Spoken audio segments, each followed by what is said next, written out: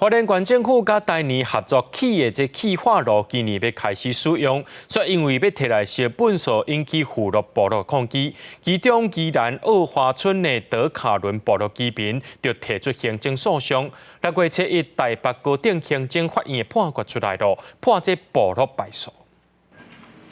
花莲因为无焚化炉，所以粪扫拢是送去宜兰基的干焚化炉付费来烧。不过北区5乡镇逐天有上100栋的粪扫，已经囤超过8万多栋，所以县政府2020年甲台泥合作兴建气化炉，所以因为敢若做宽差无做宽平，引起真大争议。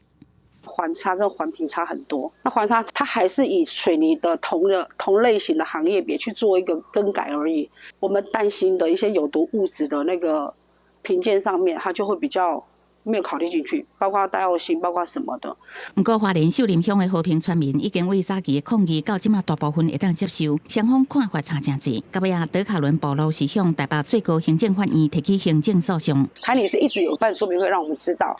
只要说台泥你的污染上面你有把关的很好，我觉得其实我是乐见其成的，因为你这样做，我们这边会有就业机会。台北最高行政法院6月7日判决出来，法官认为这个开发计划不是一般的废弃物，也是一般需要废弃物再利用机构的开发行为，而且开发行为无需要办理环境影响评估，原告请求无理由判决部落败诉。